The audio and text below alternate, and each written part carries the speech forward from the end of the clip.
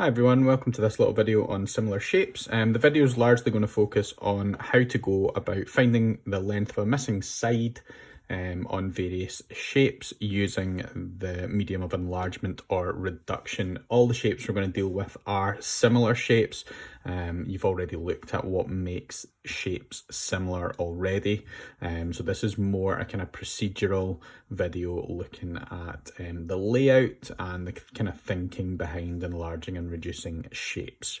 Okay, so in this first example, we have got two rectangles. They are similar rectangles, and it's important to note not all rectangles are similar. Only rectangles where one is direct enlargement or reduction of the other by all the sides being either increased or decreased by the same factor. And it's that factor that's crucial to these questions. So we're going to be looking to see, like, what is the scale factor? How has this rectangle either been scaled up or scaled down? And that's the first question we have to ask ourselves. Is this an enlargement or is it a reduction? And I guess it kind of depends on which way you look at it. This shape is a reduction of this one, and this one's an enlargement of that one. So we need some kind of guide as to how we're going to decide if it is enlargement or reduction, because it can kind of be both. And the guide that we're going to use is simply whatever shape has the unknown next to it. In this case, the letter X, could be any other letter or a question mark or something along those lines. If that's the larger shape, it's enlargement. If that's the smaller shape, it's reduction. Okay, so this question is an enlargement question.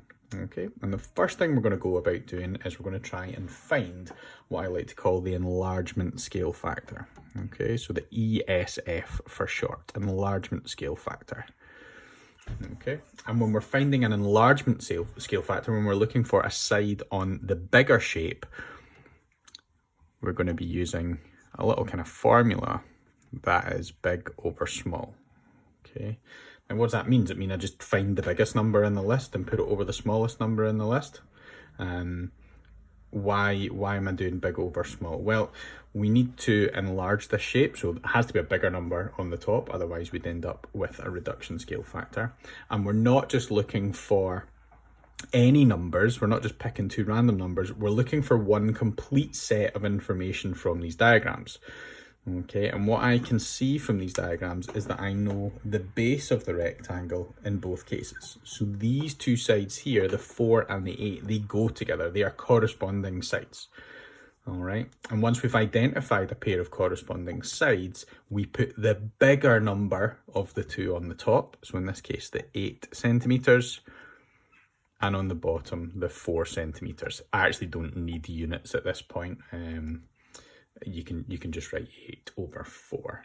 Okay, from there, we're going to simplify this down. Remember, a fraction is just a division, so it's really 8 divided by 4. The units actually cancel out, which is kind of why you don't need them in the first place. And we get the scale factor of 2. What does that mean? This means that this rectangle is a 2 times enlargement of that rectangle. Okay, this rectangle, 2 times enlargement of this rectangle. So I'm now trying to find X. So X is equal to the scale factor multiplied by the side that corresponds with X. Yeah, so if we think about where X is on this side of the shape.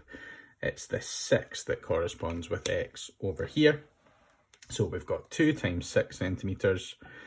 Again, don't need units at this point, but we are going to put units in at the end. So 2 times 6 tells me that that missing side for this first example is 12 centimeters. Okay, so quite a lot going on there. Enlargement scale factor, how we find that, and then how we use it to find the missing side. Okay, I'm going to look at our few examples. So here's example number 2. This time we've got two shapes. They're triangles. They are similar triangles again. And we are going to have to first of all decide, is this enlargement or reduction? And so based on the rule that we spoke about a minute ago, I have a wee look at where my unknown is. Here it is over here, and it's on the bigger of the two triangles. Okay, so this is another enlargement scale factor. So we're going to go with ESF, enlargement scale factor, is equal to big over small. Okay, remember, we're not just picking any two numbers for this. I'm looking for a complete set of information. So I know this side of this triangle, and that it corresponds with this side of this triangle. Okay, the 10 and the 15 are going together, and we've got the bigger of those two values going on the top. So 15 over 10. This time the division's not quite as nice, yeah? So we've got a couple of options. My preference is to go with fractions as much as possible and do as much of this as we can without a calculator, but you could, and I'm just going to write down what you could do here. You could do this as 15 divided by 10 and have a scale factor of 1.5 if you wanted, okay? I'm just going to simplify this, so it's 15 over 10, 5 goes into the top and bottom, which gives me a scale factor of 3 over 2. Okay, a scale factor of 3 over 2. All right, let's see if we can find the size of x in this case. So remember what we do, we are going to find x, we're going to use our scale factor, we take our scale factor and multiply it by the side that corresponds with x. So x is on the base of our triangle, and the 12 is on the base of the smaller triangle. So we've got 3 over 2 multiplied by 12. How do you do 3 over 2 times by 12? Well, this is like 3/2 of 12. Okay, if I want to do this fraction multiplied by that number 12, we're going to divide by the bottom. So 12 divided by 2 is 6, and then multiply by my numerator, which gives me a solution of 18 meters in this case. Okay, units coming in at the end. So x is 18 meters long. Another enlargement question there. Okay, question 3. We've got two shapes here. We need to again ask ourselves that same first question: is this enlargement or reduction? And so we're looking for an unknown. Here it is here. X is on the smaller of the two shapes. So this is a reduction scale factor. Okay, how do we do that? Well, we're going to write RSF for reduction scale factor. And whenever you're doing a reduction scale factor, rather than big over small, we're going with small over big. Okay, now we've got to get our values that go into this little formula. Again, we're looking for a complete set of information, and we can see it up here. We've got this 20 centimeters here, which corresponds with this 5 centimeters from there. Remember, this time small over big, so the 5 goes on the top and the 20 goes on the bottom.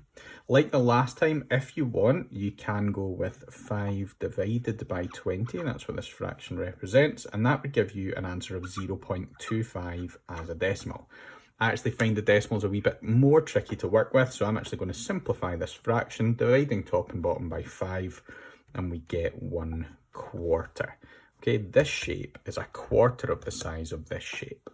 Okay, so what's the calculation look like now? Well, x is equal to, and like the enlargement questions, we just take the scale factor, in this case a quarter, and we multiply it by the corresponding side from the shape we know. So in this case, it's the 16 that's matching up with the x. Okay, so 16 and x, so it's a quarter of 16. Quarter of 16 is nice and easy. 16 divided by 4 gives me 4. Multiplied by 1, still just 4. And so we get 4 centimeters for the length of x. Okay, one last question. This is a bit of extension work. It's a slightly trickier question, maybe just to get started more than anything. I think once we've kind of unpicked it, it's as simple as the other questions. In this question, what we've got is we don't have two separate diagrams. We've kind of got this like small triangle inside a big triangle. If you can't see the two triangles I'm talking about, let me highlight them to you. So here's the small triangle in here, just at the top of the big triangle. So there's one of my triangles. And the second triangle is here, okay, all the way around the outside. Okay, and what we're going to do, we're going to actually take this diagram, we're going to split it up into two separate shapes, and this is going to make things much simpler. Okay, I'll try and keep colours the same so that we can see what's going on. So we've got this small kind of blue triangle, and when you're doing this, it's not important if these look identical to these ones, okay? This is just to help you understand what's going on. And then we've got this bigger red triangle as well, it looks kind of like this, and we're going to try and mark on all the information that we have. The thing we're trying to find is the length of the base of the blue triangle. So it is x. We know the base of the big red triangle here, which is 40 centimeters. We know the length of this side of the blue triangle is 20 centimeters.